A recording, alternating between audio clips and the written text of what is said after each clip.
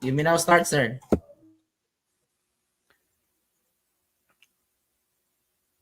Okay, good evening, everyone. So this very evening, we are going to discuss we are going to review on social studies major. Okay, and um, this will focus on Philippine history with politics, economics, and also histories, Philippine history, and geography. Okay. So we're now going to proceed. Good evening once again. So can you comment down your area? Good evening once again. By the way, I am Gilmore Cantal, your lecturer for this evening.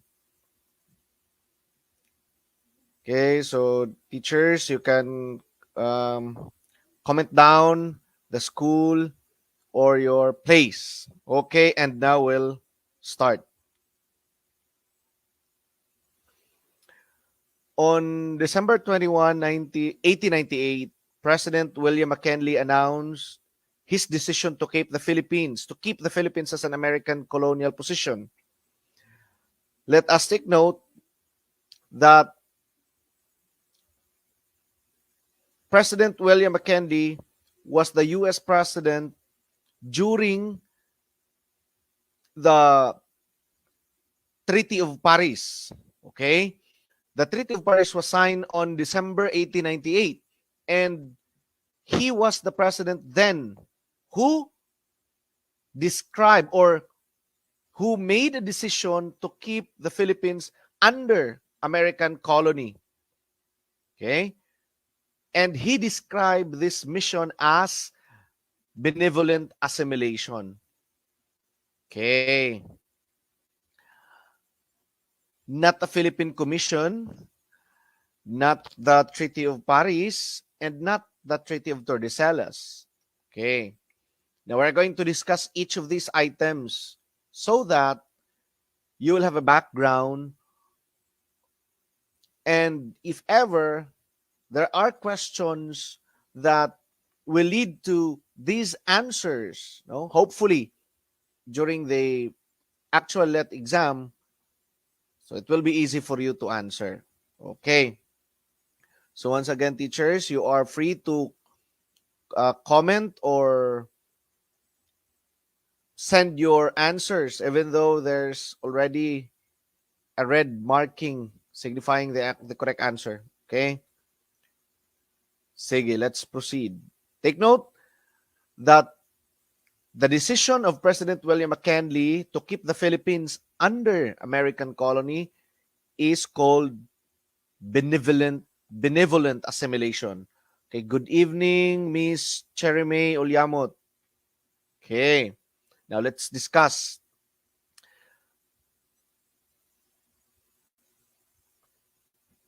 Take note that there were two Philippine commissions during the American period. Okay, the first one is the Sherman Commission, and the second one is the Taft Commission. Take note of that one. The Sherman Commission was the first Philippine commission, and it was headed by Dr. Jacob Sherman. Okay, who led the first commission of the Philippines? In the Philippines, Dr. Jacob Sherman. And they arrived in Manila on March 4, 1899. Good evening, Miss Rhea. Good evening, Mr. Clifford Arias. Okay. The first Philippine Commission, take note of that one, was headed by Dr. Jacob Sherman. There were only two commissions during the American period. Okay. Second is the Taft Commission.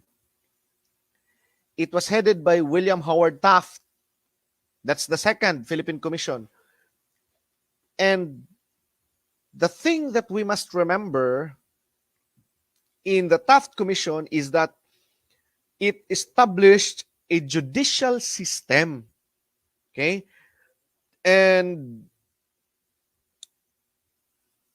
including the creation of the Supreme Court. Okay? And it was actually Cayetano Arellano who became the first Supreme Court Chief Justice. Okay, we have here from Canlaon City, Negros Oriental. Good evening, Mr. Anthony. Okay. Good evening, Miss Alert Miss Tessie. Okay. Again, there were two Philippine commissions during the American period. The first one is the Skerman Commission, headed by Dr. Jacob Skerman. Take note of that one. Arrived in Manila on March 4, 1899. When was the Treaty of Paris signed? December 10, 1898. Okay. And President McKinley decided to keep the Philippines as an American colony December 21, 1898. Okay. Signed already the Treaty of Paris that the Philippines will be ceded to US. Okay. And United States paid $20 million to Spain. Okay. Let's proceed. Dr. Jacob Skerman, head of the first Philippine Commission. The second was William Howard Taft. Okay. Arrived on June 30 during the 1900s. Okay. Oh, Mr. Arias, December 10, 1898. Oh, the Treaty of Paris. Okay.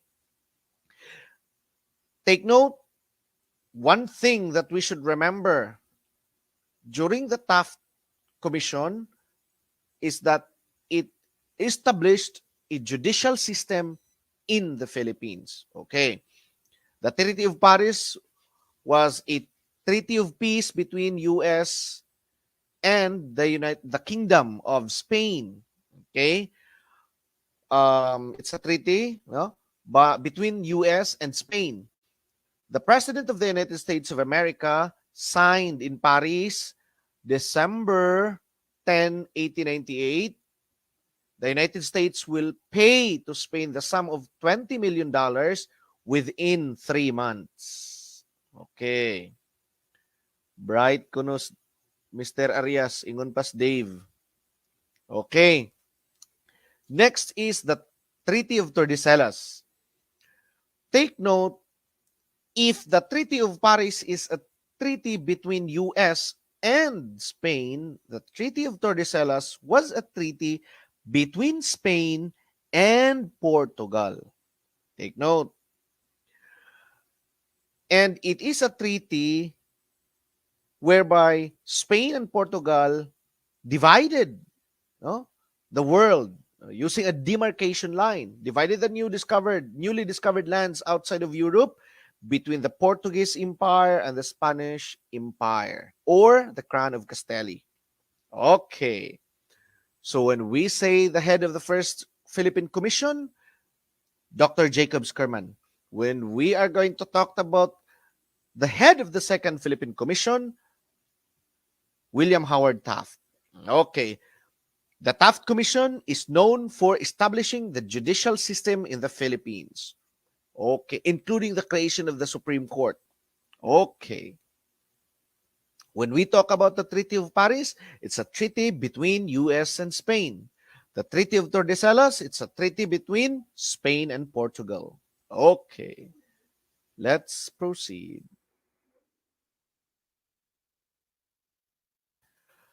Oh, he was the last military governor of the Philippines after Manila fell into the hands of the Americans. Okay. Take note that there was a Spanish-American War. No? And later, there was an Philippine-American War. And when Manila fell into the hands of the Americans, they then established a military government. Okay, and there were 3 military governors of the Philippines. Okay, and the last was General Arthur MacArthur, the last military governor of the Philippines. Okay, Sherman, head of the First Philippine Commission. Wesley Merritt, General Wesley Merritt, first military governor. And he was the general who testified in the Treaty of Paris before the peace commissioners. Okay. And the second military governor was Elwil Otis. And third and the last military governor was MacArthur. After the establishment of a military government in the Philippines, a civil government was then established. And General Douglas MacArthur was the last military governor of the Philippines under American period. Okay. Next. Okay, good evening once again, teachers. Okay. You can comment down the place you're from. Okay, where are you from? Okay. Next question.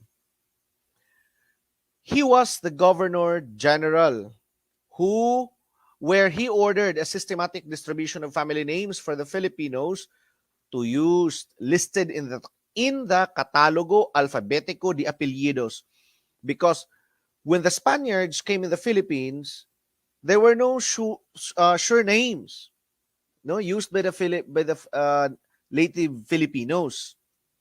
So it was Governor General Narciso Claveria who devised a systematic list of family names. No, they were not allowed to choose their family names. There were listed specific lists of family names that will be chosen, listed in the Catalogo Alfabetico de Apellidos. Okay. It was Governor General Narciso Claveria. Take note. Narciso Claveria, Catalogo Alfabetico de Apellidos. What about for Dispuhol? Dispuhol was the Governor General who? Saman. He was the Governor General who exiled Rizal to Dapitan. And Governor Camilo Pulavieja was the Governor General who signed the execution of Rizal.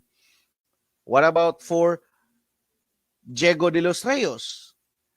Governor General Diego de los Reyes was the last Governor General of the Philippines. The last Governor General. Just remember that one. The last. Narciso Claveria, systematic list of family names for Filipinos. Dispuhol, exiled Rizal to Dapitan. He was the one who sent Rizal to Dapitan. Pulavieja, he signed the execution of Dr. Jose Rizal.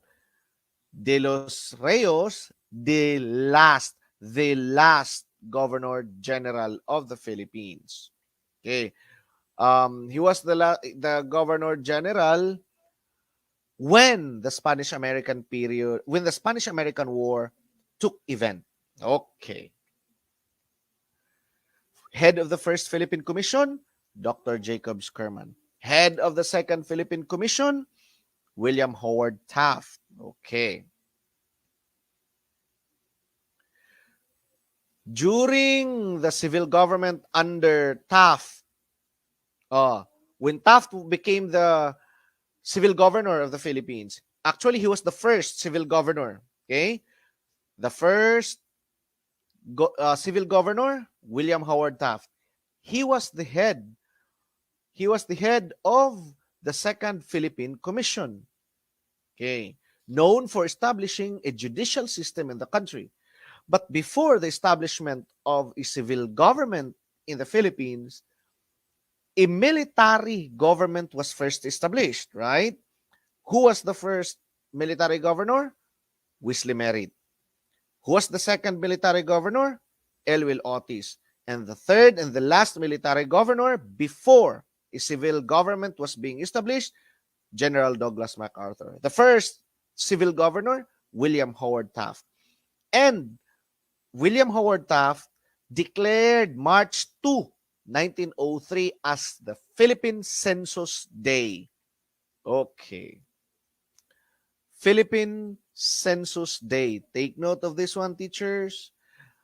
And it was the first census during the American period, not during the Spanish period. Okay.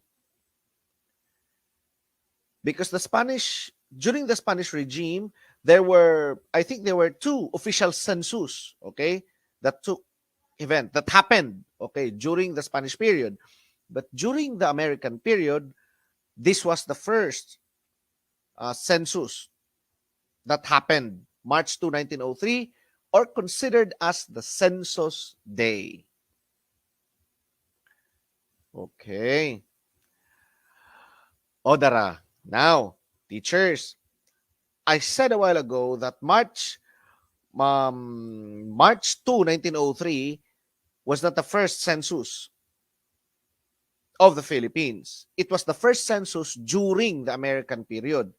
But when was the first census of the Philippines done? It was done during the Spanish period in 1591.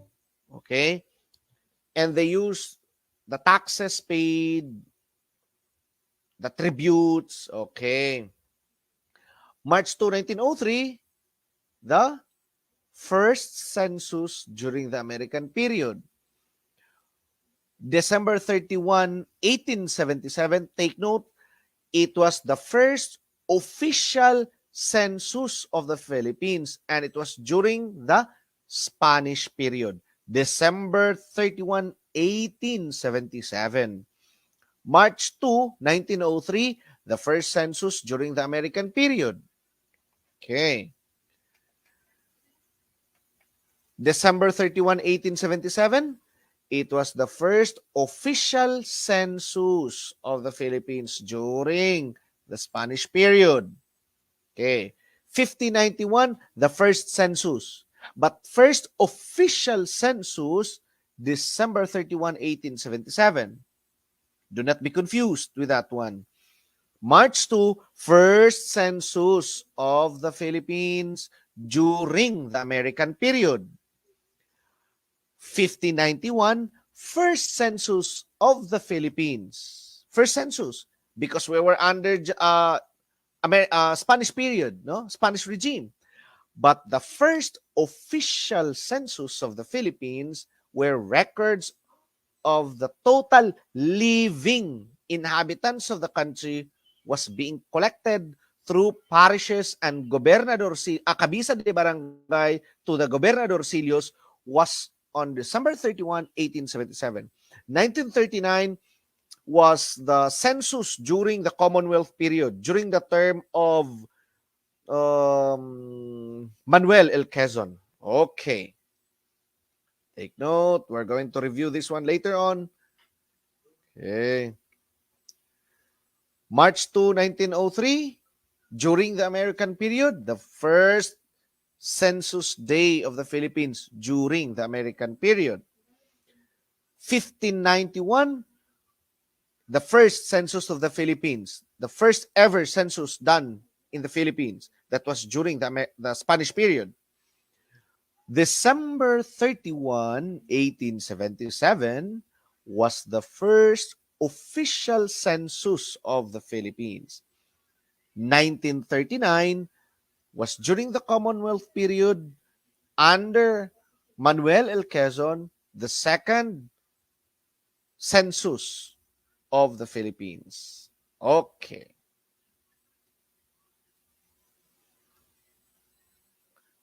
Let's proceed. As part of the preparation for the election of the members of the First Philippine Assembly, okay, um, during this one, the Americans are trying then to give monopoly to the Filipino people. Okay, they were given the chance to elect the representatives for the First Philippine Assembly. So some measures of freedom was given to Filipinos, and one is to form political parties. Actually, it was during the American period where political parties were recognized. Okay. And the first officially recognized political party in the Philippines was the Federal Party. Take note, Federal Party. And these three parties followed. Okay? The Nationalista Party, the Liberal Party, and the Democrata Party. All of these parties, these three parties here, the Nationalista, the Liberal Party, the Democrata Party, when you will be asked to tell the political parties during the American period where that advocates total freedom from the Americans, these three parties, you need to choose these three parties, okay? But the Federal Party is a political party that advocates Philippine annexation to United States. Okay? The advocates of Federal Party wanted the Philippines to be one of the states of America. Okay. Maganda siguro pag nangyari yun. Okay. Pro-American Filipinos, Trinidad H. Pardo de Tavera, Benito Ligarda, Jose Lozoriaga, Felipe Buencamino, and Cayetano Arellano. Okay?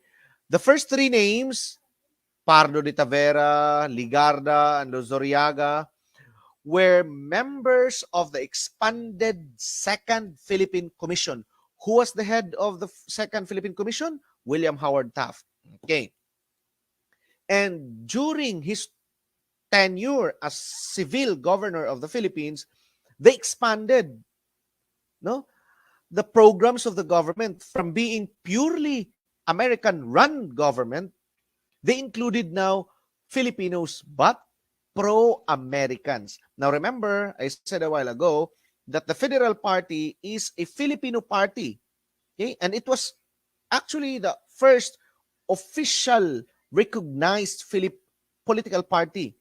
And it advocates Philippine annexation to the U.S. No, the advocates of Federal Party then wanted the Philippines to be part or to be one of the states of America. Okay.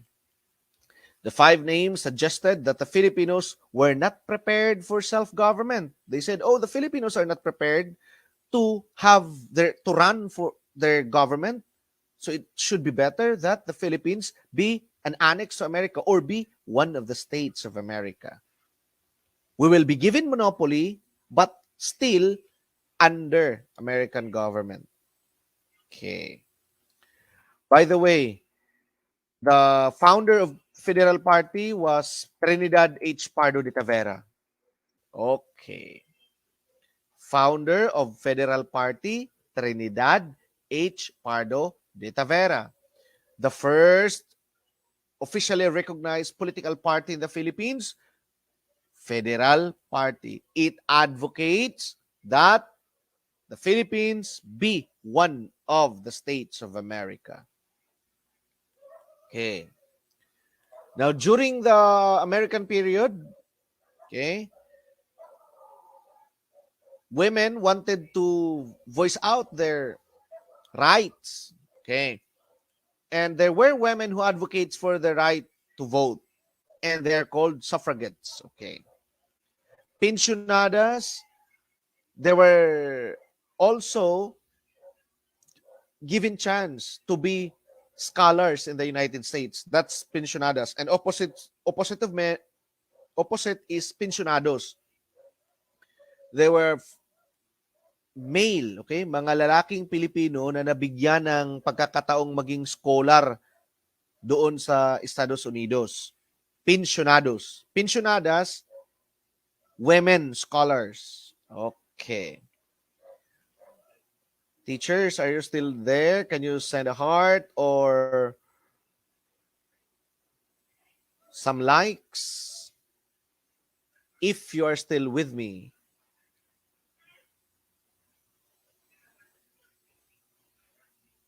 Okay. Good evening, dear teachers. This. Okay, thank you. Let's proceed.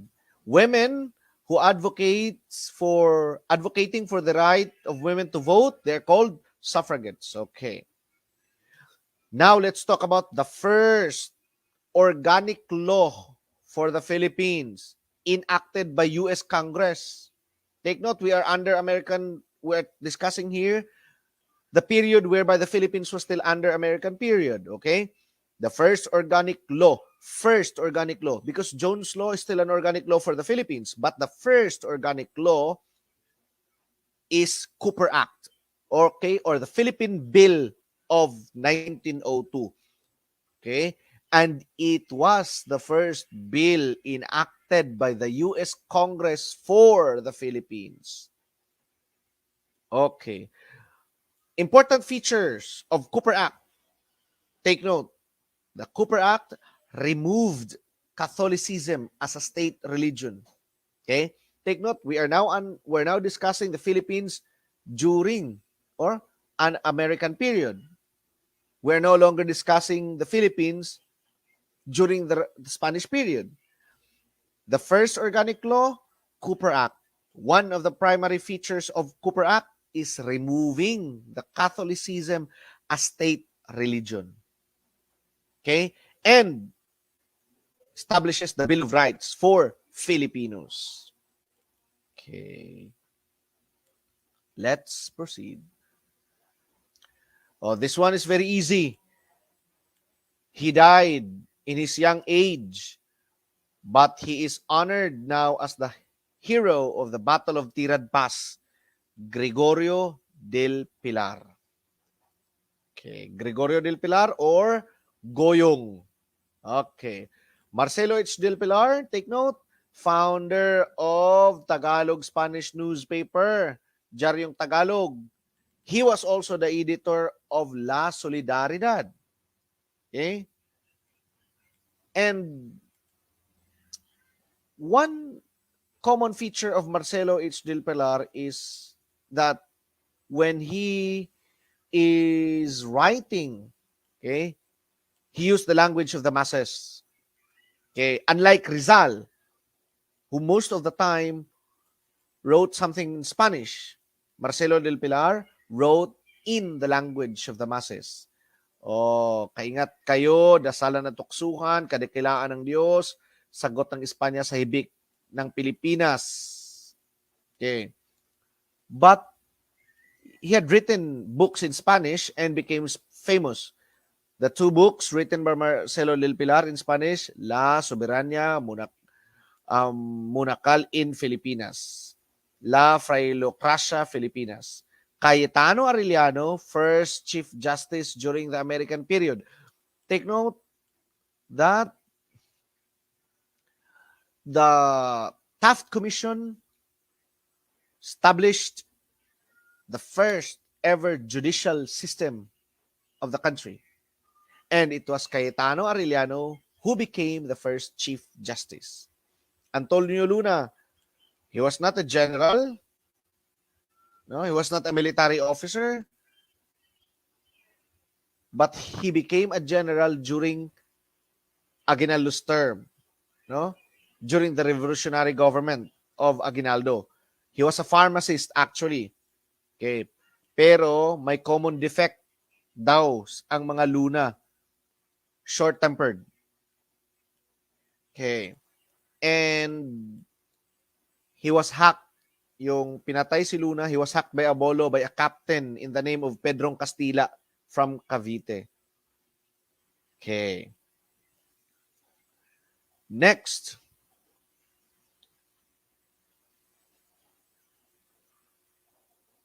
Quezon, who became the president of the Commonwealth, was against the Harry who is cutting law. Harry who is cutting law. Okay. He went to US and negotiated for the passing of a new law known as the Tidings-McDuffie Act. Actually, walang pinagkaiba. There's no big difference between the Harry who is cutting law and the Tidings-McDuffie law. But why is it that Quezon went to US and negotiated for a passing of the new law when in fact almost the Tidings-McDuffie Act is almost an exact copy of Harry who is cutting law. Okay? There were only few revisions and it was only about a military play, something like that, okay, of the US to stay here in the Philippines. Okay. Actually, Quezon is afraid that Osmeña will be famous compared to him, and he's afraid that Osmeña will become president instead of him. The Harry who is cutting law is a product of the Osrox mission, Osmeña Rojas mission. Okay? And it was actually the Harry who is cutting law that provided the 10-year period of self-government before US will give full independence, just like Tidings McDuffie. Okay? Take note. Tidings McDuffie is a product of Quezon mission. Osrox mission, Harry who is cutting law. Okay. The Quezon mission paved way for the enactment of Tidings McDuffie, signed by President Roosevelt, March 24, 1934. Okay, take note. Quezon mission, Tidings McDuffie. Osrox mission, Harry who is cutting law. Okay, Osmeña and Rojas, Manuel Rojas, Sergio Osmeña and Manuel Rojas. Okay. The Harry who is cutting law was the first US legislation. Okay? It was the first US legislation passed for the decolonization. Take note, it was President William McKinley who said that the Philippines should remain under American colony. Okay? That was 1899. Take note that for many years, until 1932, the Harry who is cutting law was the first U.S. legislation passed. Okay? Passed for the decolonization of the Philippines. Pa-shout out daw, Dan Joseph Andre Baretti. Good evening, sir. Shout out, Dan Joseph Andre Baretti. Good evening, sir. Thank you for being with us. Ma'am Abigail. Good evening. Okay. Next, it was passed by the U.S. Congress in December 1932, but vetoed by President Herbert Hoover. Okay. But Congress overrode the veto, and the following year, during the Roosevelt administration, the Harry who is cutting law was passed. Okay. Again, 1932, the U.S. Congress legislated the Harry who is cutting law to decolonize Philippines. It was vetoed by President Hoover. But the Congress overrode the veto and passed the Harry Who is Cutting law the following year, 1933, and it was during the presidency of Roosevelt. And maybe Roosevelt and Quezon has something in common because the following year, or maybe Quezon has this charisma and persuaded Roosevelt to sign a new law, which is Tidings-McDuffie, and be the law for the Philippine decolonization. Take note that the Tidings-McDuffie is almost identical to Harry Howey's cutting law. No? The revision was only about a military base. Okay, take note. The Harry Howey's cutting law was the first law that provided that the end of the 10-year period, quote, to be named Commonwealth period, the Philippines will be granted independence, just like the Tidings-McDuffie. Okay, walang pinagkaiba, almost identical. The only thing is the Tidings-McDuffie have this revision of the military base. Okay. The Tidings-McDuffie Act, product of Quezon Mission. The Harry Who is Cutting Law, Osrock's Mission. Okay. Teachers, give me a heart or a thumbs up if you're still with me. Okay, hope you're still following with me. The Jones Law. It replaced the Organic Act of 1902. What was the first Organic Act of the Philippines? Under U.S. legislation? That was the Cooper Act. Cooper Act. Okay. And the Jones Law replaced the 1902 Organic Law of the Philippines, and it provides the intention of the U.S. government for Philippine independence as soon as there is a stable government that was established. Okay. The Tidings-McDuffie provided a 10-year transition period to independence during which the Commonwealth of the Philippines was established. Okay. Very good, Sir Dan Joseph. The first organic law, Cooper Act. Okay. Next, let's proceed. He is the last president of the Commonwealth and the first president of the Third Republic. Last president. There were 3 presidents during the Commonwealth period. Manuel Quezon, Sergio Osmeña, and last, Manuel Rojas, and then Philippine independence was given by the United States. Take note. Okay, again, there were 3 presidents during the Commonwealth period. Manuel L. Quezon, Sergio Osmeña, and then Manuel Rojas. Actually, Sergio Osmeña lose the election, okay, between him and Rojas.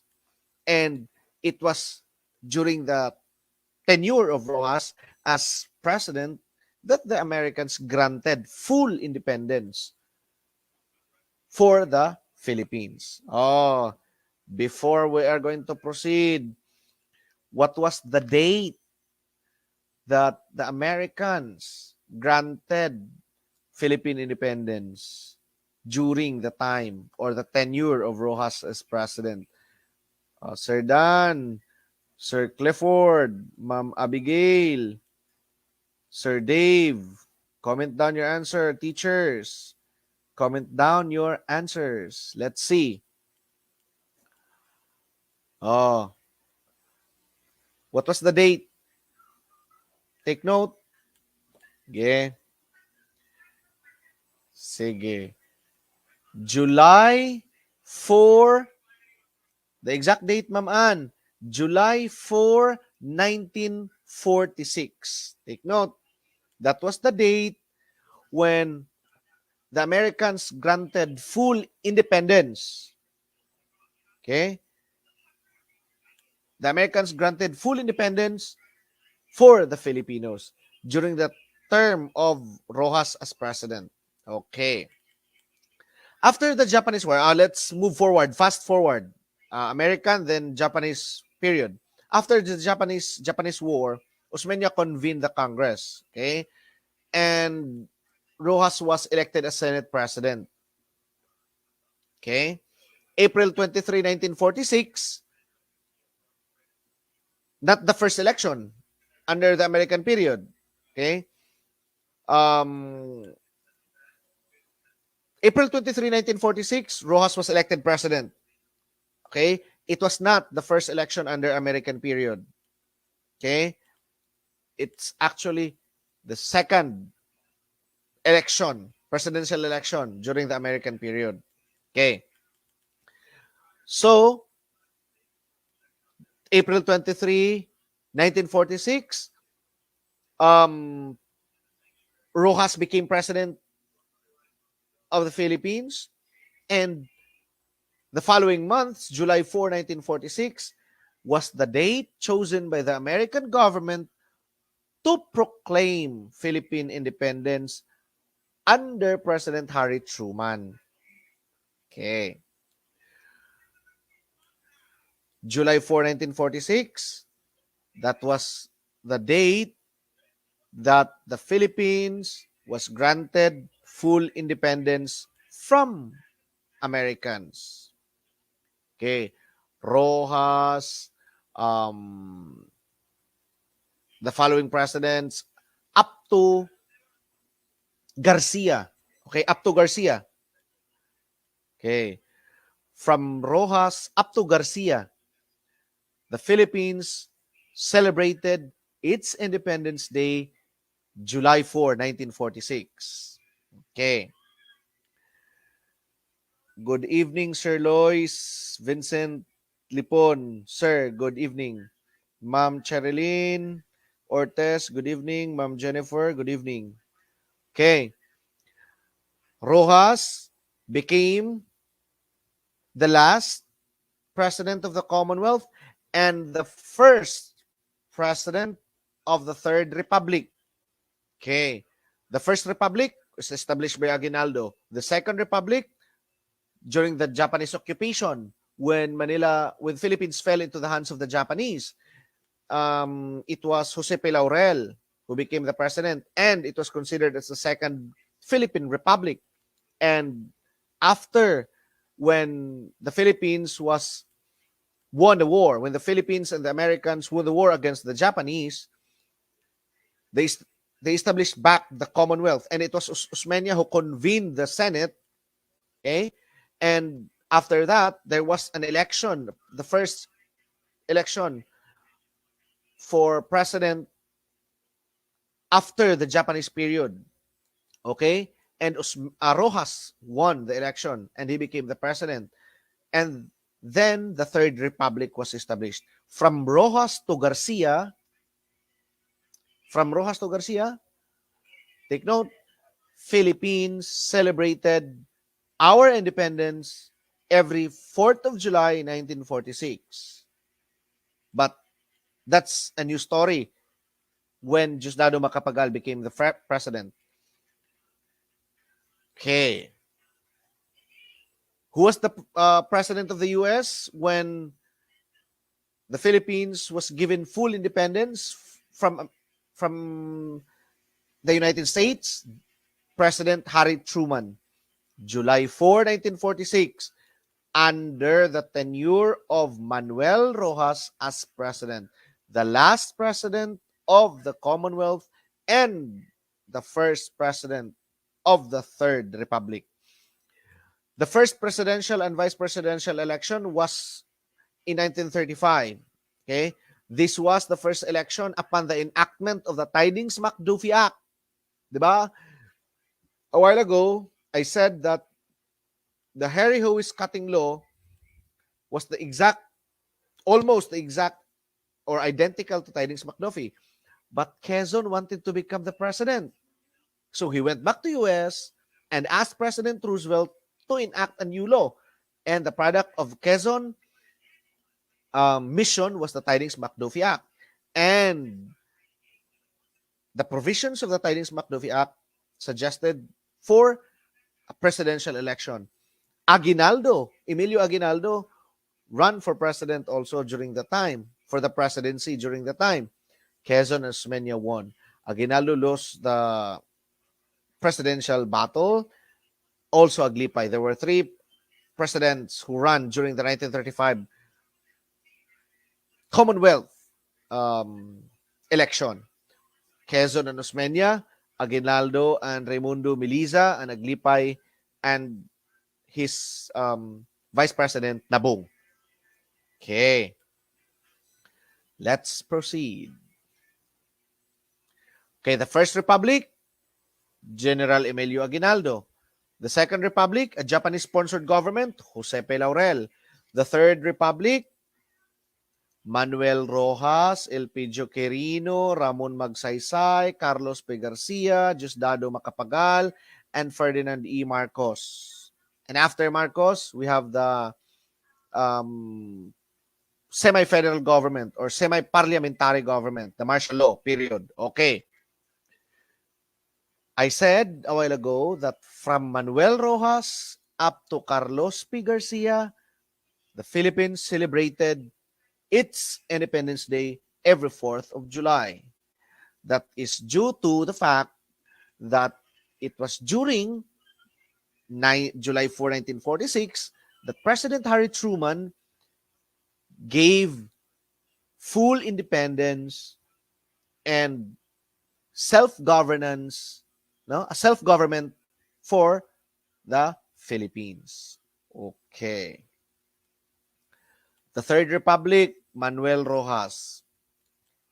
Next is Ilp Joe Quirino, known for stabilizing the Philippine currency. He was the president who established the Central Bank of the Philippines. Take note, when we talk of establishment of the Central Bank of the Philippines, that's Ilp Joe Quirino.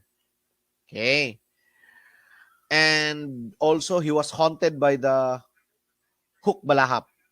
Okay. Signed into law the Magna Carta of Labor and the Minimum Wage Law. Okay, let us remember, Central Bank of the Philippines, Magna Carta of Labor, and the Minimum Wage Law. That's Ilp Joe Quirino. Ramon Magsaysay was Quirino's Secretary of National Defense. He go against his former boss, okay? Because Ilp Joe Quirino cannot keep his promise for the hooks. Okay. So, next, Ramon Magsaysay defeated the hook balahap, no? The leader of the hook balahap, Luis Taruk. And he was also the president who established the Agricultural Tenancy Act. Died due to plane crash at Mount Manunggal, Cebu, March 17, 1957. Okay. Third Republic gapunta ng mga president, Carlos P. Garcia, known for his Filipino First policy. Okay. Austerity program of the government, yung pagtitipid ng paggasta ng gobyerno. Okay? Pagtitipid ng paggasta ng pamahalaan, that's austerity program. Garcia is known for that. Thrift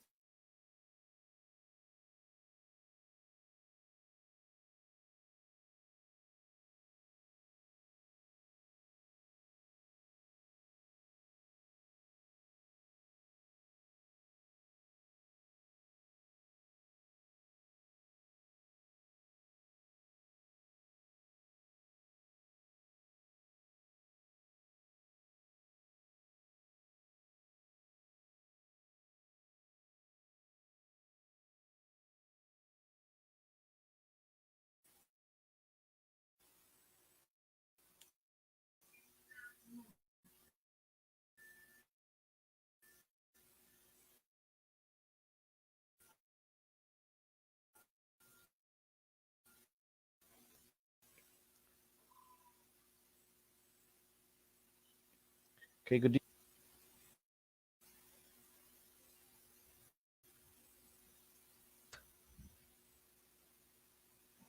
Okay. Diosdado Macapagal, Agricultural Land Reform Code.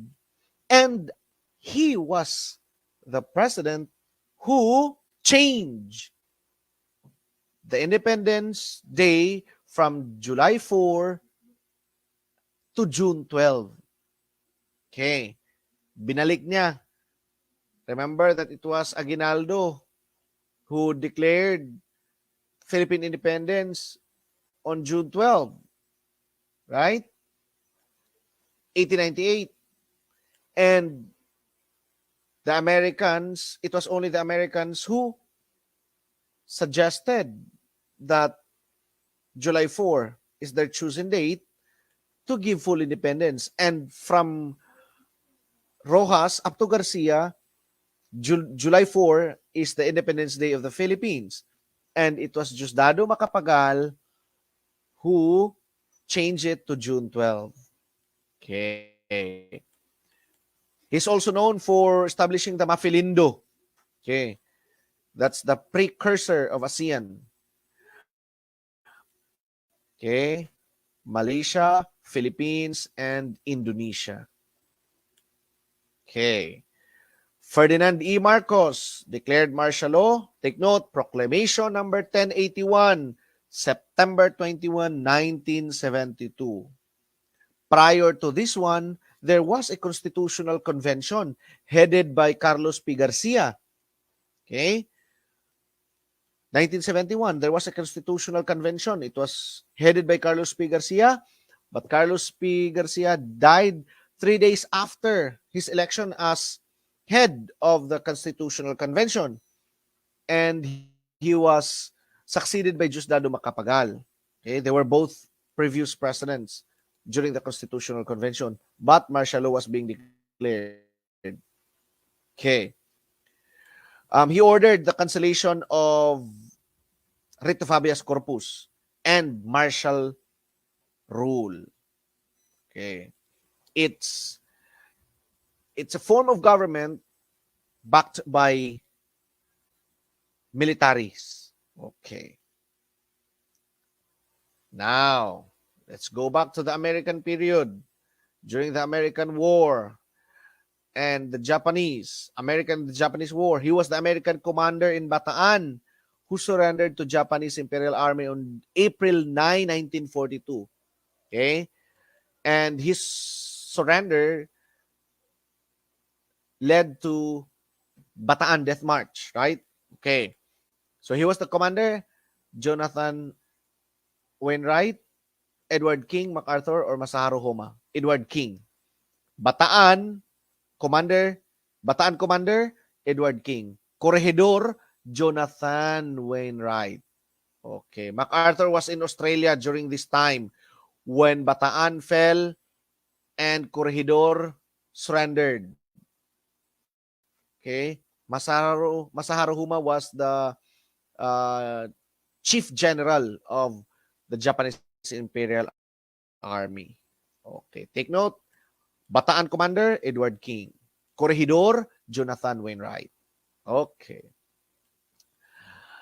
Now, remember that when the Treaty of Paris was being signed on December 10, 1898, okay? Signed but not yet ratified. It was signed in Paris, right? Between US and Spain. But the Peace Committee needs to present it to US Congress. It's not been yet ratified. So that's why Aguinaldo sent some Filipino diplomats. No? And it was Felipe Agoncillo who was assigned to go to US and have an official audience with President McKinley and asked him that that Spain has no jurisdiction over the Philippines. Okay? And it has no power or right whatsoever to see the Philippines to US and to recognize Philippines as a country and an independent with its government and with its constitution. Okay? So it was Felipe Agoncillo who went there. Mariano Ponce and Faustino Lichauco was sent to Japan, and Antonio Maria Regidor, I think he was sent to England. Okay. They were Filipino diplomats. Okay.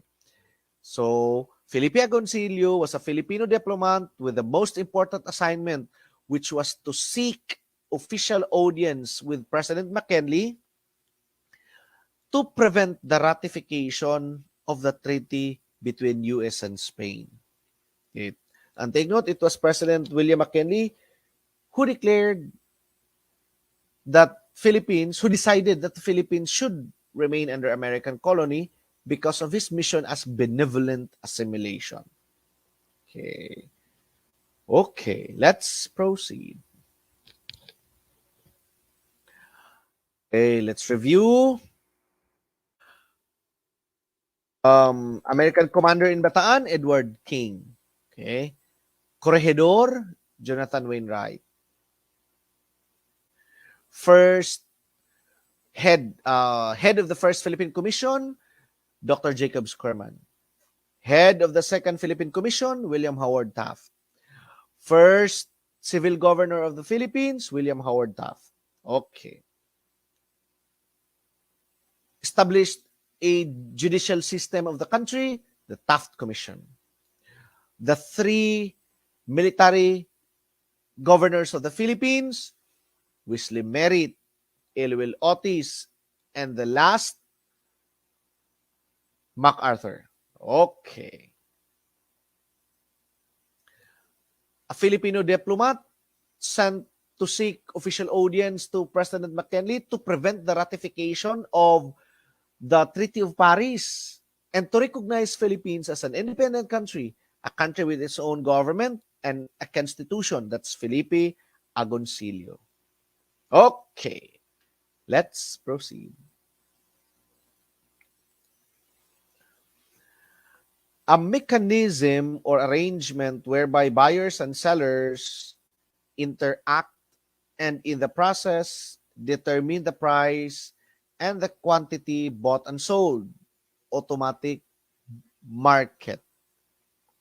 Not school, not agriculture.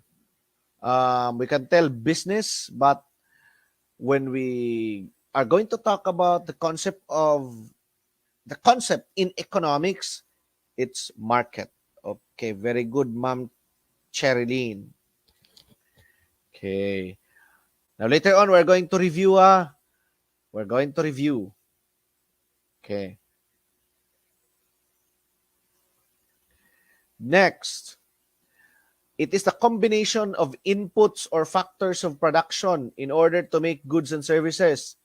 Combination of inputs or factors of production in order to make goods and services, that's production. By the way, what are the factors of production? Dara. Factors of production, land, labor, capital. Nay usang na puno. Classical economists considered only 3 factors of production. Considered only 3. Classical economists. But for modern economists, they have considered a 4th factor. It's entrepreneurship. Okay. When we are going to talk about classical economists, 3 factors: land, labor, capital. For modern economists, entrepreneurship is considered as the 4th factor of production. Okay. Workers. Asa man na nabilong ang workers? Be. Labor. Production cost. Production cost. That's the total amount. Capital. Facilities, capital. Okay. Next.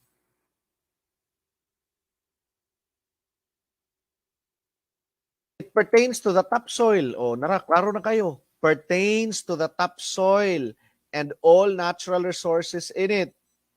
It encompasses the area where factories and bridges are constructed and where minerals, water, and forest resources are located. Land. Okay. Teachers, kaya pa. Okay, land, ha? Topsoil. Natural resources, makitaan daw. Okay, land. Okay.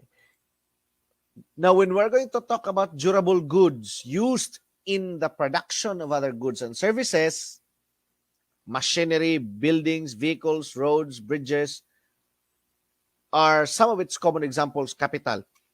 Question, sir, why not include money? Money is not part of capital. Take note, because it is not included in the direct production of goods and services. Okay? When we are going to talk, when we are asked whether or not money is part of capital, the answer is no. Because it does not directly involve in the production of goods and services. The term there, directly. Okay. Sige, next. Refers to the income earned from a capital. Income earned from a capital, tawag interest. Okay. Capital, machineries, buildings, vehicles, roads, and bridges. That's capital. It has something to do with the direct production of goods and services. But income earned from a capital, interest. Income earned from entrepreneurship, profit. Okay, here we go. Land pertains to the topsoil and all natural resources in it. Income earned from a land is called rent. Okay? Income earned from a land, rent. Labor, these are the factors of production. Okay? Labor pertains to the amount of time spent by workers in producing a good or a service. Income earned from a labor is called wage. Income earned from a capital is called interest. Income earned from entrepreneurship is called profit. Okay, let's see. Capital, durable goods used in the production of goods and services. Machinery, buildings, vehicles, roads. Entrepreneurship, the ability to discover profitable opportunities. Income earned from entrepreneurship, profit. Income earned from capital, interest. Income earned from labor, wage. Income earned from rent, income earned from land, rent. Okay. Sige. Income earned from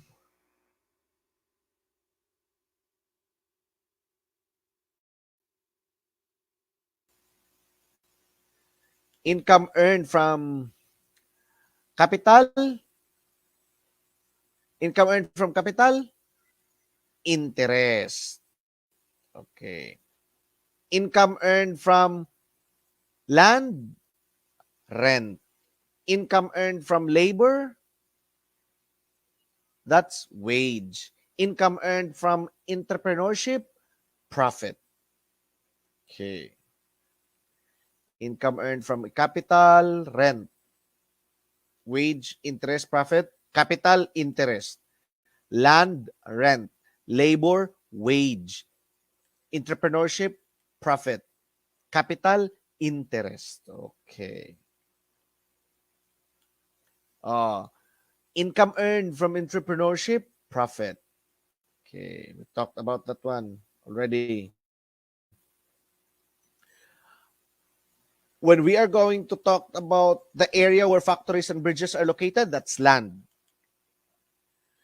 when it talks about the amount of time spent by workers in producing, nasa keyword, spent by workers in producing a good or a service, labor. Durable goods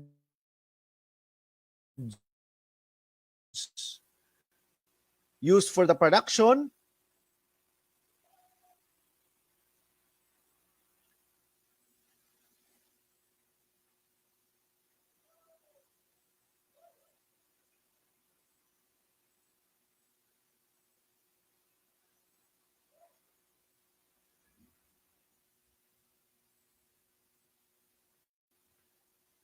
case.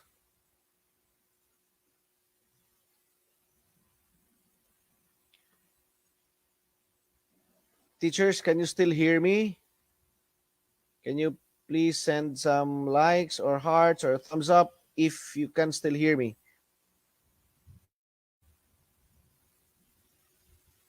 I think I need to turn off my camera because of the internet connection. Thank you. I hope you can still hear me. Please comment down yes or hearts or thumbs up. Thank you. Okay, let's proceed. I again lost my internet connection. Sorry for that one, teachers.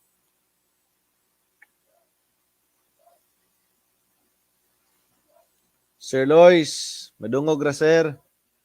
Okay. Thank you, Mama Redel. Okay.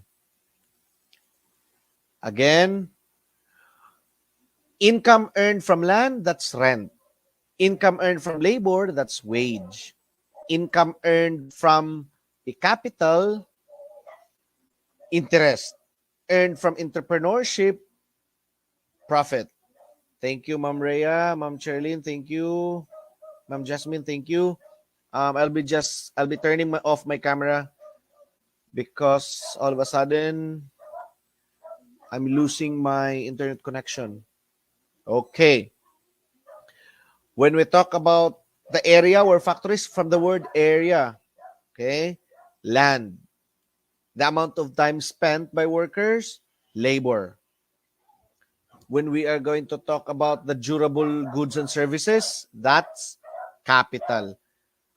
The ability of a person to discover profitable opportunities, that's entrepreneurship. Okay, let's proceed. Now, I said that why is it that money is not included as a capital? In a layman's term, money is considered a capital. But in a formal study of economics, let us take note that money is not considered as a factor of production because it is not directly used in the production process. Not directly used. So, when we are asked in a layman's term, money is a capital. But in a formal study of economics, money is, take note, not considered as a factor of production. Not considered as a factor of production because it is not directly used in the production process. Okay? So those four factors actually of production have a direct effect, no, for in the production process, direct use in the production process. Okay? Money is not capital. Money is not a factor of production because it is not directly used in the production process. Okay. Next. BJ drinks a glass of water to quench his thirst. This shows direct consumption. Direct consumption, immediate gratification of our wants. Okay? Utility maximization, when we talk about utility maximization, that's what we can get na, from a product at the total satisfaction that we can get from a product. Indirect satisfaction, consumption, will be asked later. The following question. consumption function, gali. Oh, sige. Give me time. Ang direct consumption, immediate gratification. Okay. When we talk about utility maximization, that is,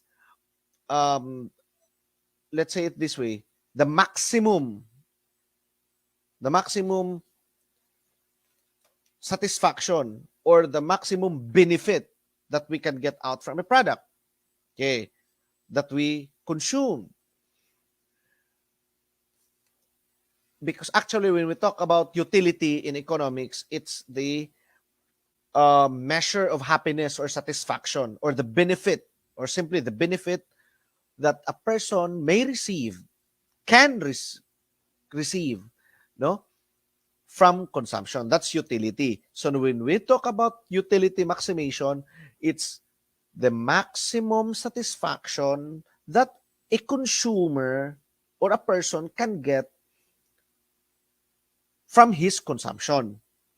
Okay? Direct consumption, that's the immediate gratification of one's, okay, immediate satisfaction. Okay?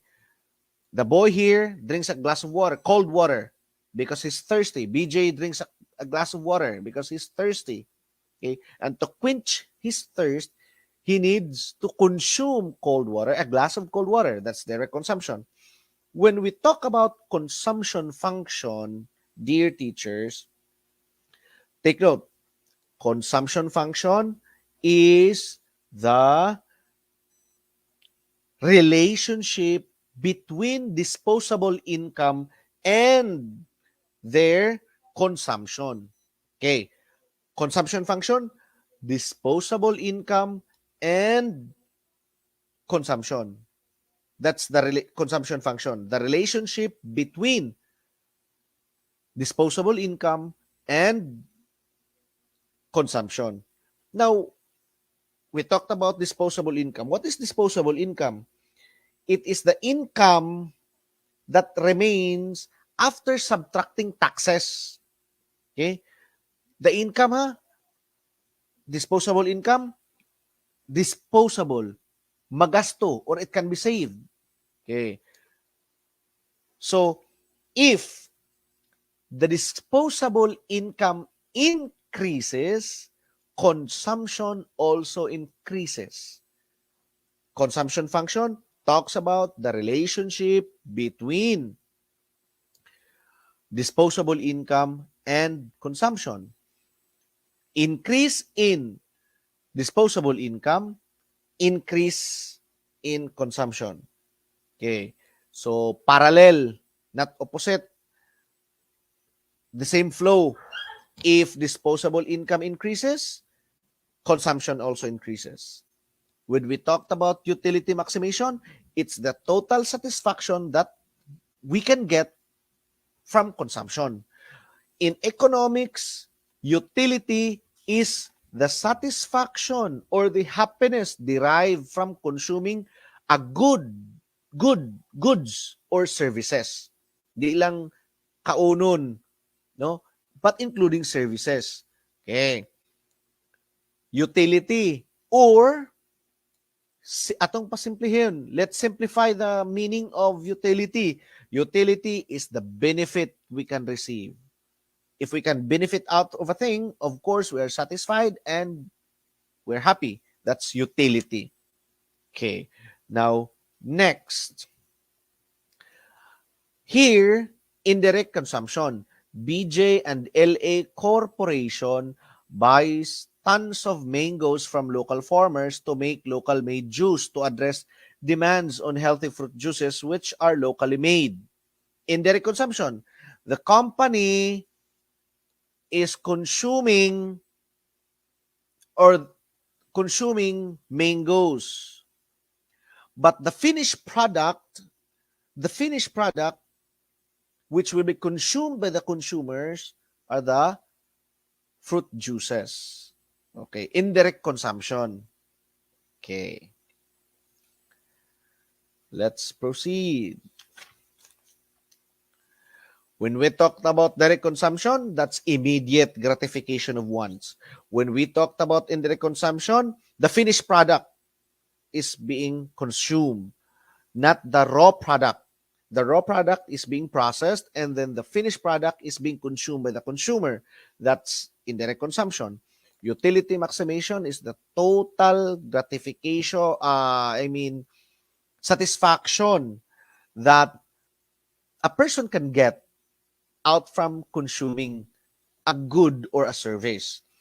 Take note that utility in economics is the satisfaction or the happiness being felt or received by a consumer out from consuming a good or services, or simply it is the benefit that a person can get after consuming, benefit received from consumption. Let's talk about consumption function. Consumption function, again, is the relationship between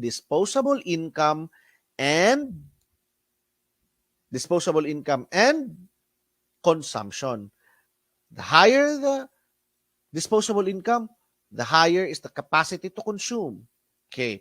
Disposable income, again, is the income remains after subtracting taxes.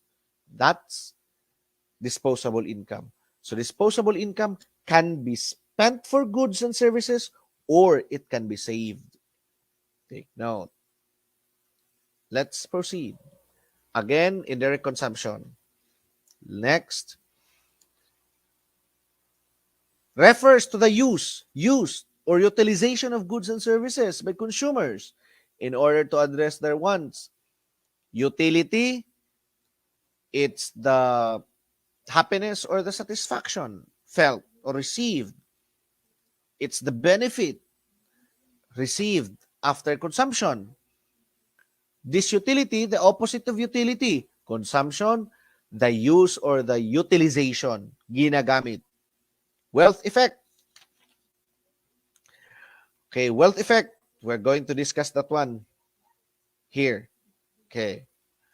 Wealth effect. For example, there were two employees with the same earnings per year.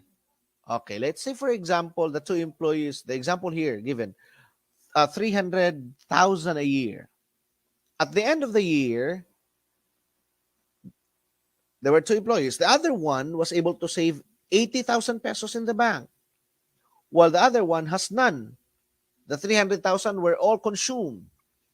This will allow the one with the savings to have a greater consumption capacity. That's wealth effect. Okay. Now, the person is more likely to have a higher consumption because of his savings. Okay? So, consumption tends to increase with wealth. Okay? So, the employee with the savings has the greater wealth compared to the one with no savings. And so, therefore, his consumption capacity is greater. That's wealth effect. Okay? So, again, consumption, that's the utilization or the consumption, utilization, consumption of goods and services. Okay. Utility, that's the happiness or the satisfaction that a person can get or can benefit after consuming. This utility, the very opposite. The wealth effect is the capacity of a person to have a greater consumption because of increase in wealth. Okay. Next. A decrease in tax rate will increase all demand. Increase in taxes. Okay. Decrease money supply. The increase exchange rate. It has nothing to do with tax rate. Increase money supply. Increase overall demand. Aggregate demand. Okay. Now, for example, if the taxes being paid by employees are way less compared to previous years, of course, the employees have now a greater capacity to consume goods and services. Instead, the money that will be paid for taxes will now be utilized for consumptions of goods and services. So a decrease in tax will increase overall demand. Okay. So take note that in cutting personal income taxes, the government actually is increasing the household's disposable income. Now, we talked about disposable income a while ago. Disposable income is the income after subtracting the tax. Simple logic. Kung maliit ang tax, konti lang yung bawas. And kung konti lang bawas, mas malaki ang pera. If you have greater money, you will have a greater capacity to consume. Okay? So in cutting personal taxes, the government increases the household's capacity or the household's disposable income. And so therefore, if the household has a greater disposable or a greater disposable income, they have a greater wealth. And greater wealth is synonymous to greater consumption. We talked about that one a while ago. Okay. So if the household now has an increased disposable income,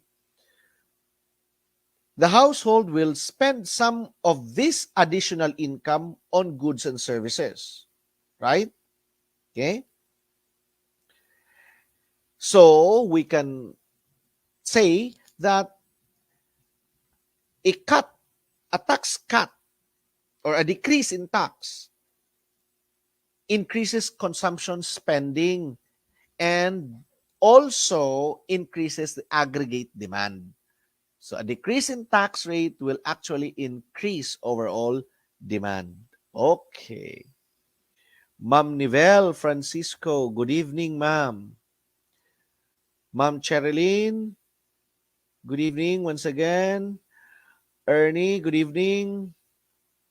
Good evening, teachers. Okay, let's proceed.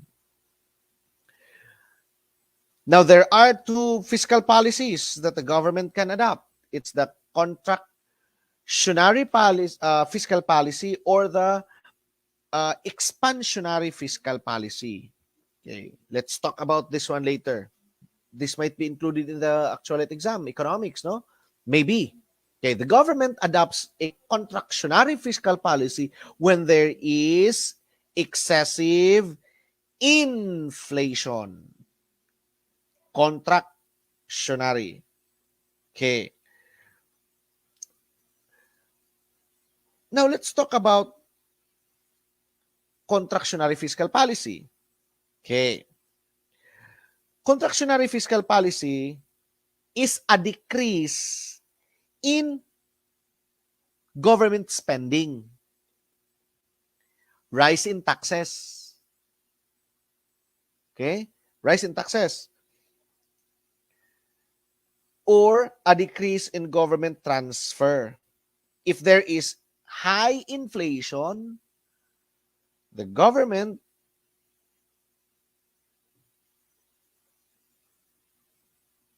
adopts contractionary fiscal policy. Okay. Now,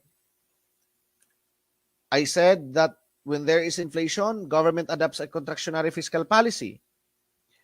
The government implements contractionary fiscal policy by increasing taxes on those who earn more than 200,000, not selling government bonds.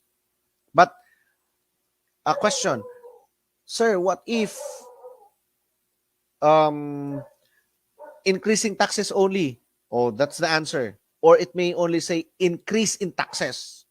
The government implements contractionary policy by increasing taxes. Okay? Or rise in taxes. Pwede ra pod. Okay.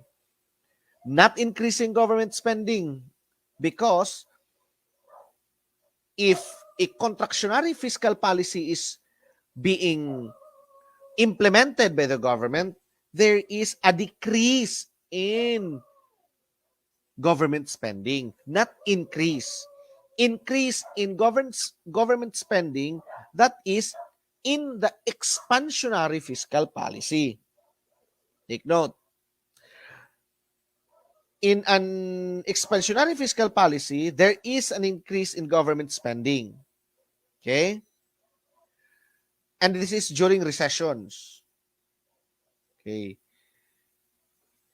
This is, during this time, the economy, why demand is weak and unemployment rate is very high.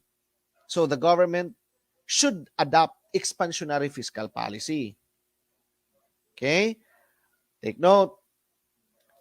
During, or if the government is implementing contractionary fiscal policy, contractionary, there is a wide demand, excessive, and inflation rate is high. Okay, so government expenditure decreases. Okay, decreases, and taxes increase. This will, if the taxes will increase, this will lessen the disposable income of the families. And so, lessening the disposable income of the household will also weaken their capacity to consume and lessening the aggregate demand. That's how the government controls inflation. But if there is recession, there is high unemployment rate, and households are in the state of being less capacitated to consume, the government will be implementing expansionary fiscal policy. Government will spend more, or government expenditures will increase, and taxes are decreasing. You might be asking, how can government expenditure solve unemployment rate? For example, the government will order textbooks. For example, will government mag-order ng textbook worth 10 million pesos. Okay? This is just one example. To increase in demand for textbook induces company to increase employment, because the government wanted to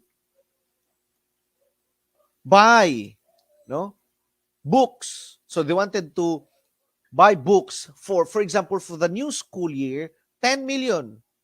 And for the other company, another 10 million. Say for example, so those companies will hire new employees. Okay?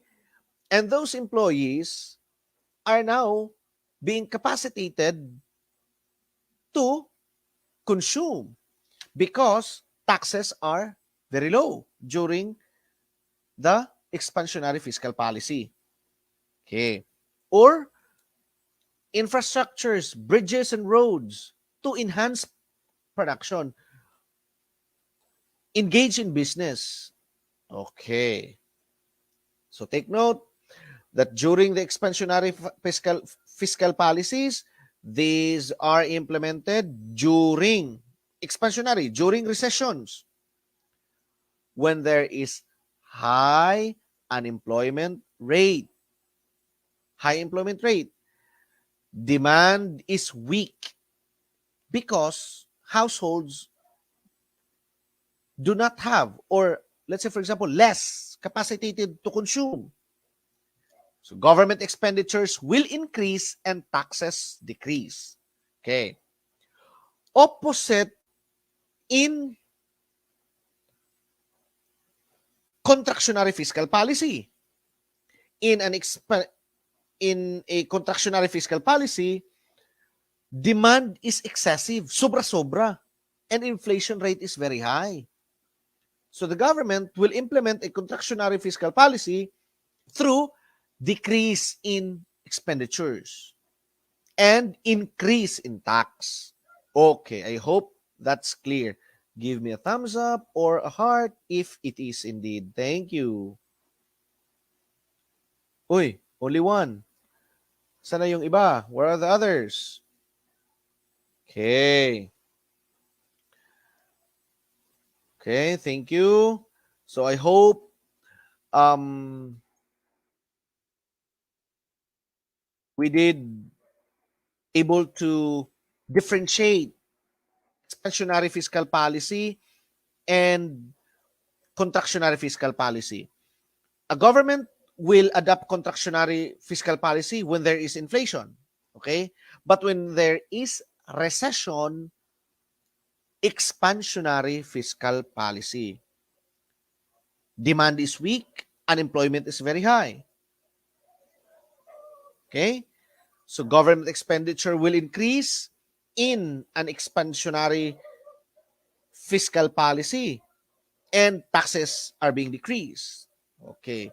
In a contractionary fiscal policy, demand is excessive and inflation rate is very high. So the government expenditure is decreased and taxes are increased.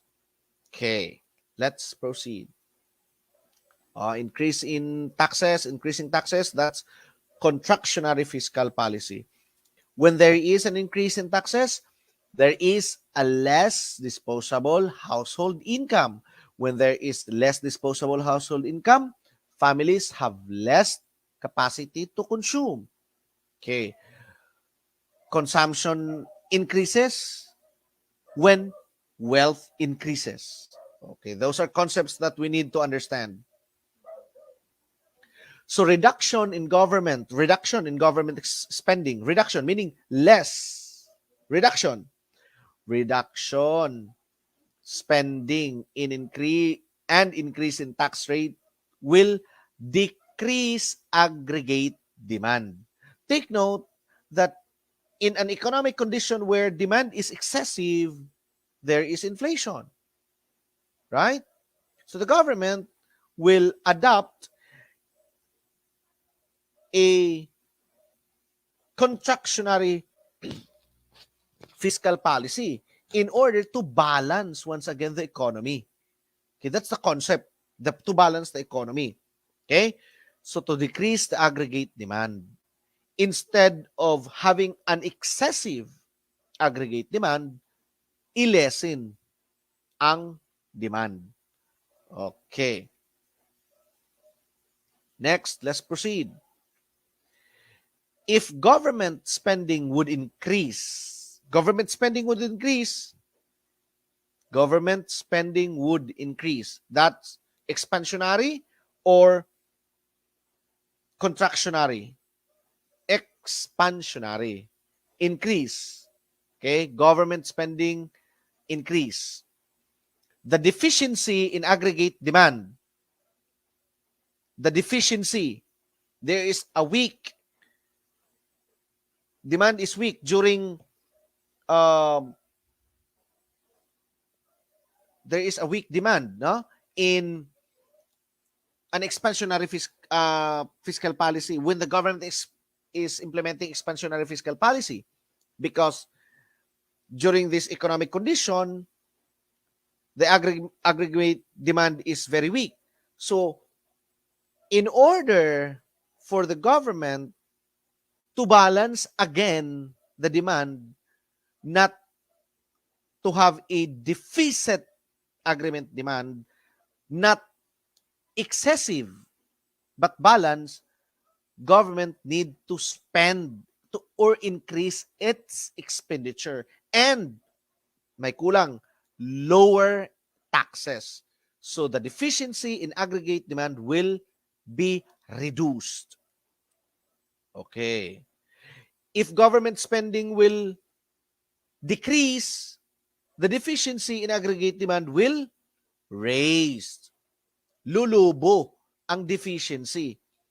Okay? So it's just the very opposite. The government needs to spend. Its expenditure needs to increase in order to reduce the deficiency in the aggregate demand. Okay. The government needs to decrease its expenditure in order to lessen the excessive aggregate demand. Okay. Let's review this one again. In an economic condition where wide demand is weak and unemployment is very, very high, employment rate is very high, government expenditure should increase and taxes should decrease. Okay? Take note. Now, in an economic condition whereby wide demand is very excessive and inflation rate is very high, the government expenditure needs to decrease and taxes are to increase to lessen the wide demand or the aggregate demand. So if the government spends or if the government expenditure is high, the deficiency in aggregate demand will be reduced. Okay.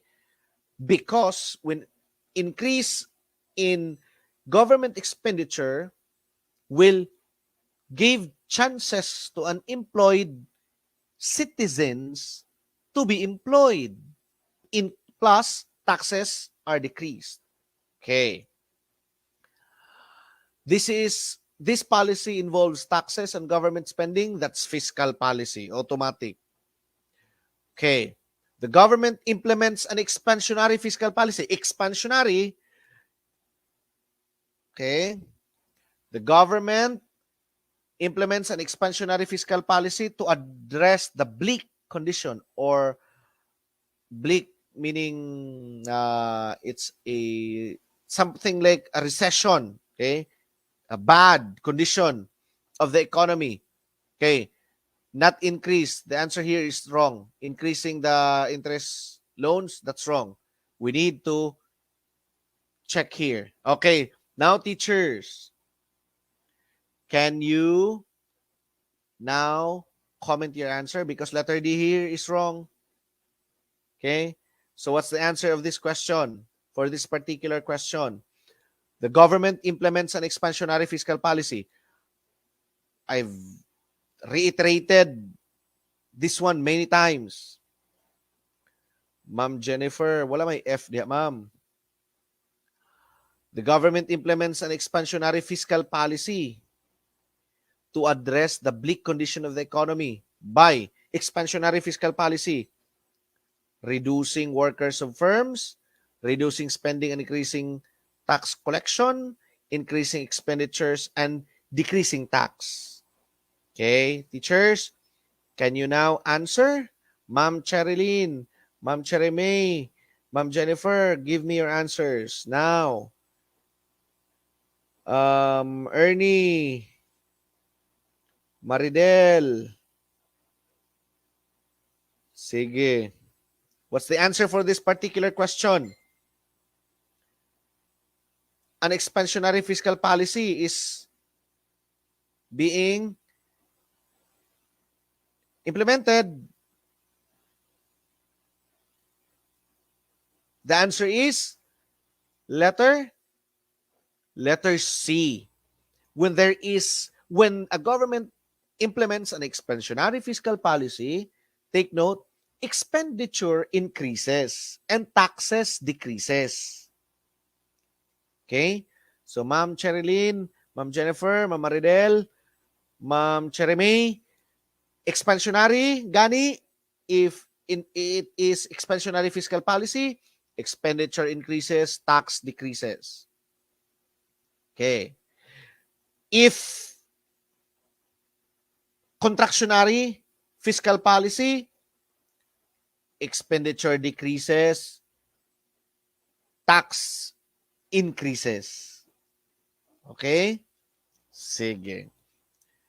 Now, during the expansionary fiscal policy, the economic condition, demand is weak, and unemployment rate is high. That's why the government needs to implement expansionary fiscal policy. But if there is a need for a government to implement a contractionary fiscal policy, the economic condition is demand is excessive and inflation rate is high. Okay. Now, geography. The biggest country in Asia. Biggest country in Asia, kuno. Sige, the biggest country in Asia is China. Okay, biggest country in Asia, China. So remember, Ani, just remember this mnemonic. Biggest country in Asia, China. East Asia, China. Russia, RNA. RNA. Russia, North Asia. China, CHEA. China, East Asia. Kazakhstan, Kazakha. Kazakhstan, Central Asia. India, ISA. India, South Asia. Again, RNA, Russia, North Asia. Kazakhstan, Kazakhstan, Central Asia. China, CHEA. China, East Asia. India, ISA. India, South Asia. Okay. Biggest country in North Asia? Russia. RNA. Biggest country in South Asia? India. ISA. India, South Asia. Biggest country in Central Asia? Kazakhstan, Central Asia. Okay, RNA, Kazakhstan, CHEA, ISA, Russia, North Asia. RNA, Kazakhstan, Kazakhstan, Central Asia. China, CHEA, China, East Asia. India, ISA. Okay. Going to write it down.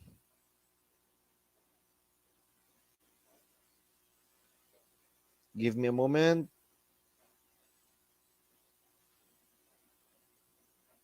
RNA, Kazakhstan,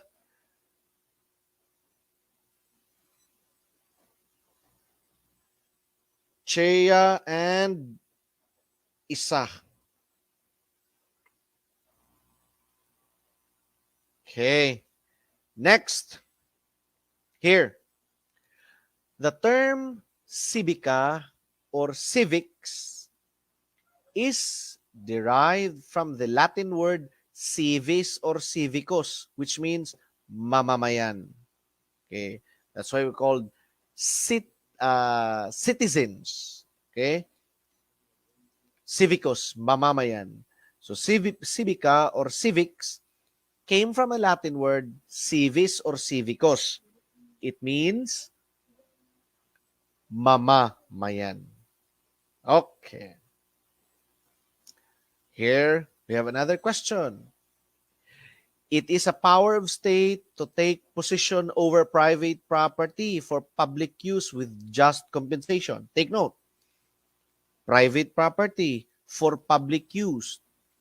If it's a private property, but there is no specific, the government has no specific decision as to whether it can be utilized. No, there is vagueness whether the private property indeed can be used as for public utilization.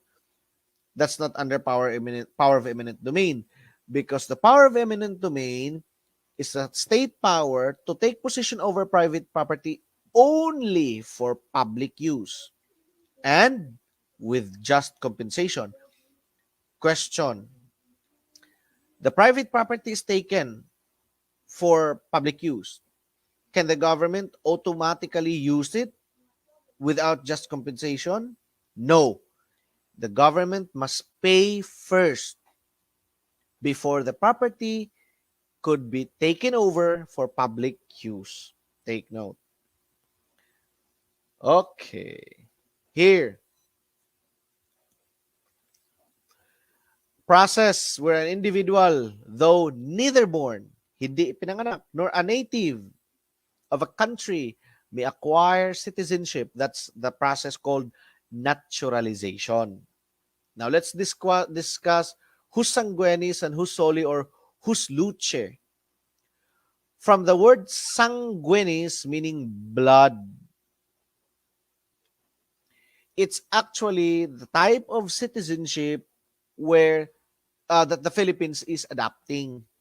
Okay, when your parents are both Filipinos, so you're a Filipino. If one of your parents is a Filipino, you are a citizen, a Filipino citizen. Ang the hus soli and hus luce is the type of citizenship adopted by the U.S., the United States. Okay, whether your parents are Americans or not, if you are born in America, you are an American citizen. Say, for example, both of your parents are Filipino, but you're born in America, you are an American citizen based on hus luce. Okay? Naturalization by application is either you are going to file in court or the Congress may award it to you as citizenship. Okay? Take note. Another question. Why did Great Britain, France, and Russia form the Triple Entente in 1907? Take note, they formed the Triple Entente to respond to the increased military power of Germany. Okay. The countries who formed the Triple Entente in 1907, Great Britain, France, and Russia. Okay. And the purpose of the formation of Triple Entente is to respond to the increased military power of Germany. Okay.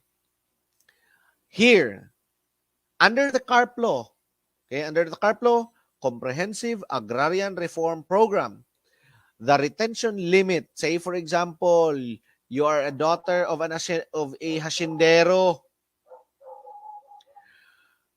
and in the CARP law, lands will be distributed to farmers and tenants.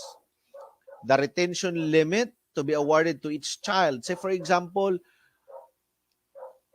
your father owns 50,000.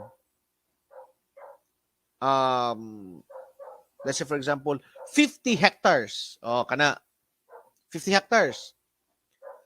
And there were only two of you.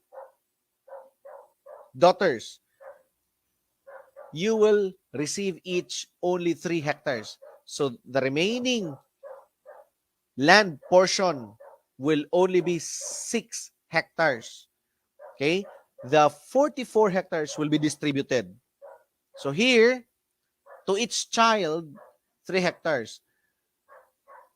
The answer here is either B or D, 30 square meters. 30 square meters is still 30,000 square meters, still 3 hectares.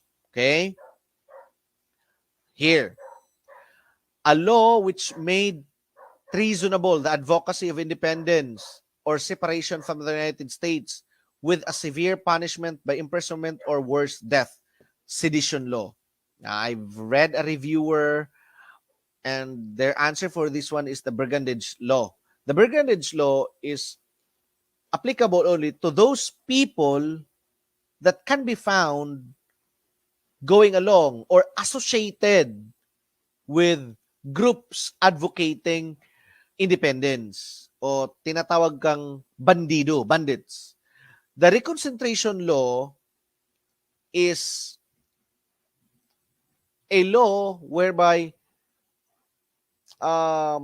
communities are settled in one place, no? Known either for thieves or for bandits. That's reconcentration law. Treason law of the Philippines, that's the sedition law. Okay, let's proceed. He was the head of the 1934 Constitutional Convention, which was provided by the Tidings-McDuffie Act for the Commonwealth Government. Claro em recto. Cecilia Palma, 1986 Constitutional Convention. Diosdado Macapagal and Carlos P. Garcia, the 1971 Constitutional Convention. The first president of the 1971 Constitutional Convention, Carlos P. Garcia. 3 days after Carlos P. Garcia died, he was succeeded by Diosdado Macapagal. And 1972, sad to say, martial law was being implemented. We have here the different sets of constitution, the Malolos Constitution. But prior to the Malolos Constitution, we have the Biak na Bato Constitution. Okay. Malolos Constitution, 1935 Constitution, no? Headed by the Constitutional Convention. This is the product of the 1934 Constitutional Convention, headed by Claro M. Recto. The 1943 Constitution during the Japanese government, or the Japanese government constitution, headed by Jose P. Laurel. The 1973 Constitution, or the modified parliamentary form of government. This was the time of martial law. 1986, the Freedom Constitution, and now we have the 1987 until now, which is the present Constitution. Okay. It is a trade route that opens trade around the world and pave way for spreading ideology. Silk Route.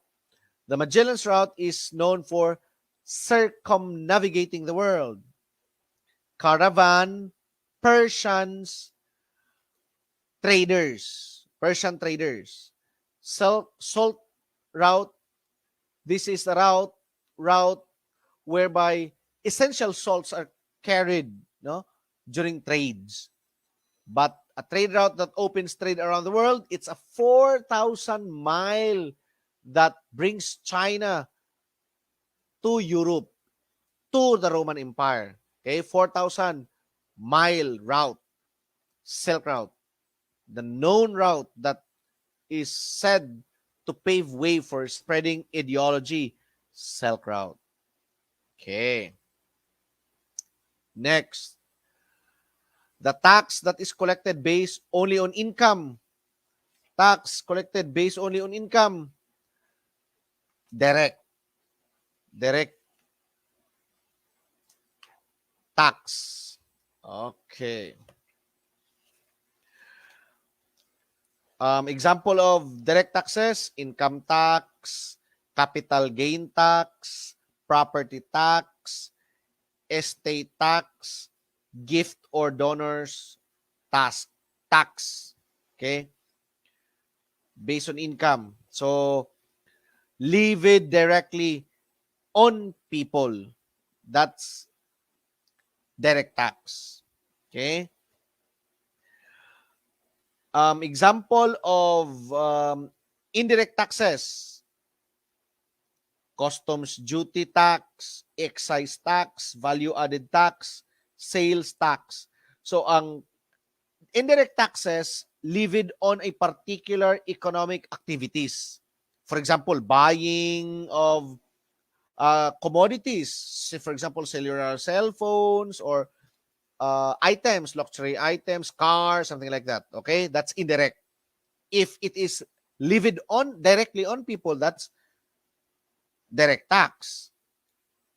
If levied on a particular economic activity, just like uh, buying or importing, that's indirect tax. Okay?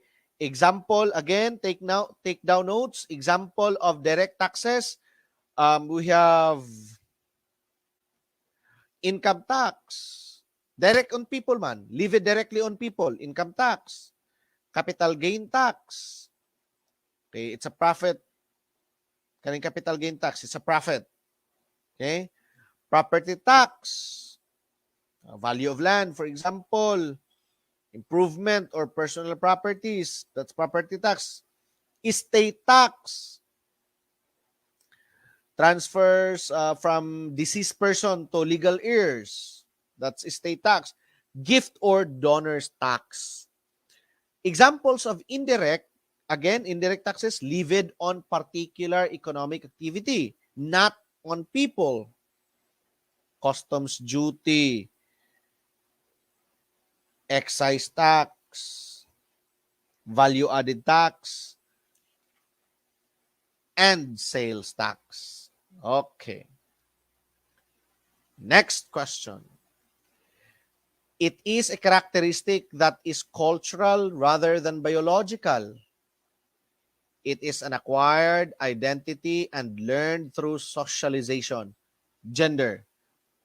When we say biological trait, sex. When we say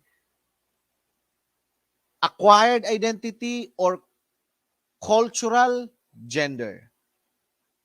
Take note. Okay.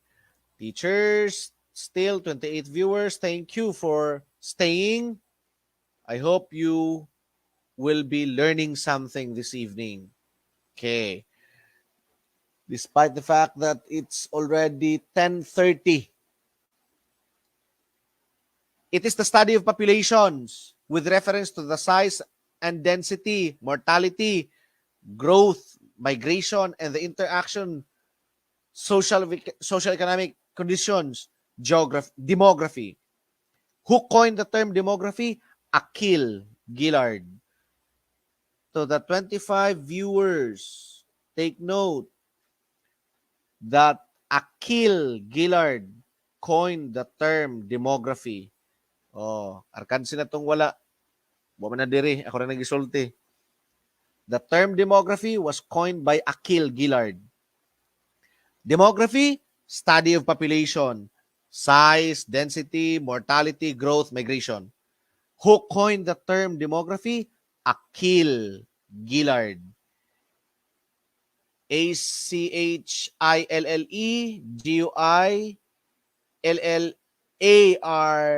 Gillard.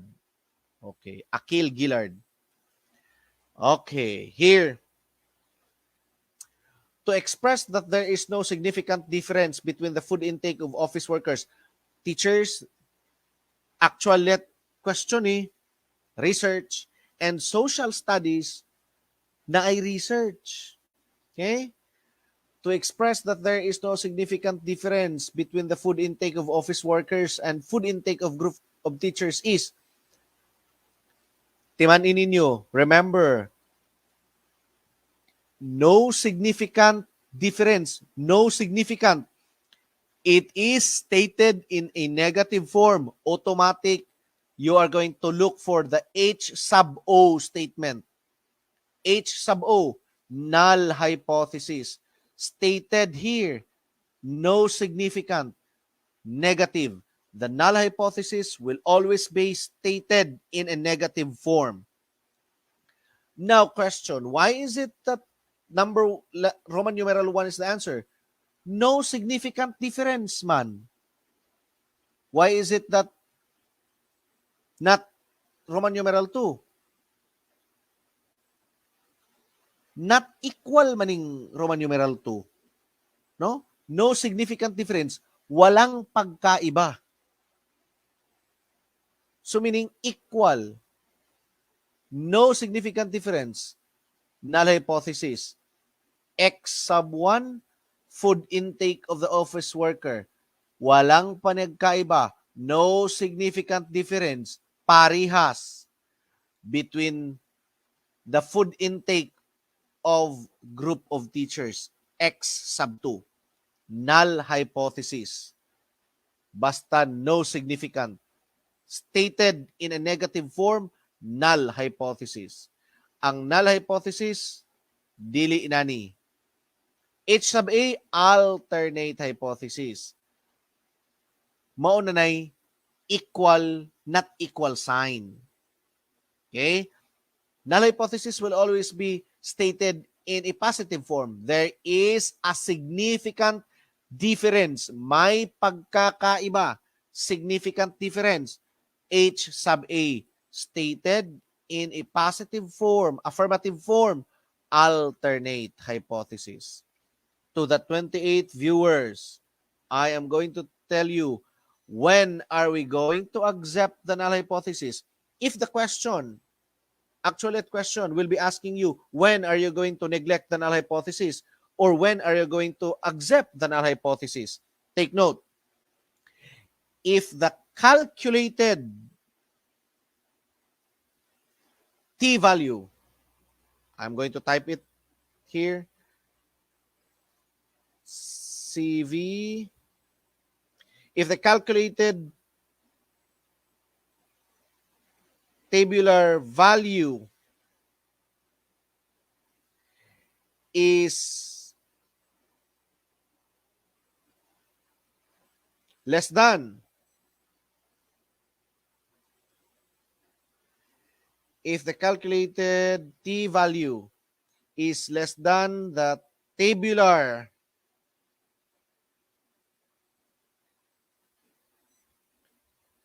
t-value, take note, if the calculated t-value is less than, it is insignificant. Therefore, accept the null hypothesis. The null hypothesis is stated in negative form. There is no significant difference. If the calculated t-value is less than the tabular t-value, insignificant. No significant, not significant. Accept the null hypothesis. Okay, accept the null hypothesis. If the calculated t-value is greater than the t-value, significant. Greater, significant. Stated in positive form, alternate hypothesis. So what are you going to do with the null hypothesis? Reject the null hypothesis. If the calculated t-value is greater than the t-value, accept the null hypothesis.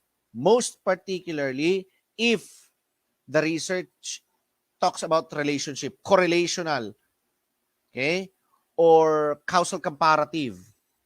Okay. If the calculated t-value is greater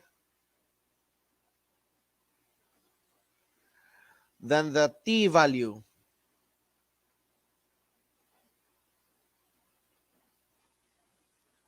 okay, if the calculated t-value is greater than the t-value, it is significant, therefore, reject the null hypothesis. Okay. Let's proceed. The usual signature of Leonor Rivera when she wrote a letter to Jose, Taimis. Okay? That's the pin name of Lino Rivera. That's her signature when she sent letters to Dr. Jose Rizal. Okay. Next, the last but failed to be published article of Rizal in Diario Tagalog, Revista de Madrid. Los Viajes is published in La Solidaridad, Amor Patrio, Love of One's Country, that's still published in Diario Tagalog. A la Señorita is a poem dedicated to Consuelo. Okay. If Marcelo H. Del Pilar was the founder of Diario Tagalog, the publisher of Diario Tagalog was Basilio Moran. Okay. Basilio Moran. It is the greatest legacy of Israel or the Jewish people to mankind. Monotheism. They were the first group of people who worship one God. Atheism, the belief they don't believe that there is a divine being. Polytheism, a belief in many gods. Paganism, the belief of superstitious God. Okay. He was the father of Protestantism, a former Catholic priest. Father of Protestantism, automatic, that's Martin Luther. Pope Alexander VI, he was the Pope who issued the papal bull for the demarcation line, dividing the world for Spain and Portugal. Remember the Treaty of Tordecelas? The papal bull issued by Pope Alexander VI was the basis for the Treaty of Tordesillas between Spain and Portugal. Take note. Gregorio Aglipay, he was the co-founder of the Philippine Church, Philippine Independence Church, or the Aglipayan Church, together with Isabelo de los Reyes. Okay. The founder of the first labor union of the Philippines, Isabelo de los Reyes. Gregorio Aglipay, co-founder and the first supreme bishop of the Philippine Independent Church. Okay. They were Catholics, but not in communion with Rome. Pope Leo X, he was the Pope who excommunicated Martin Luther.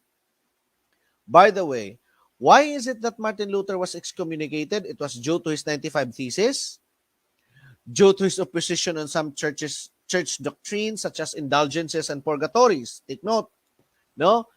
But he was not excommunicated right then. Okay? He was being called and asked to retract all his claims against the Catholic Church. But he refused. So it was Pope Leo X who excommunicated Martin Luther. Okay. It is defined as the study of the world of Filipinos. Bago to. Defined as the study of world of Filipinos, of being Filipinos, and the different ways of being Filipino. That's Filipinologia. Okay? It is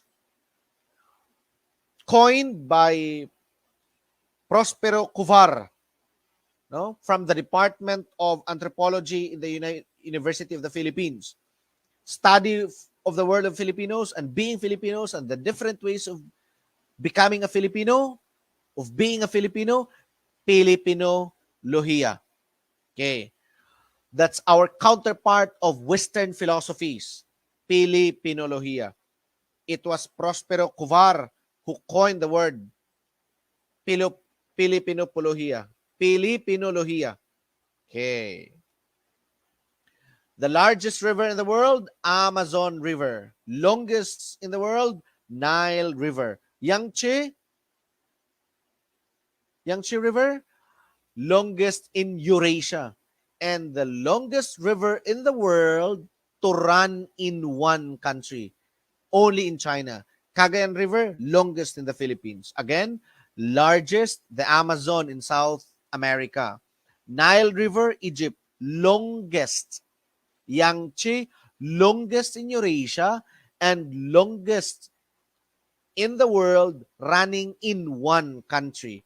Cagayan, longest in the Philippines.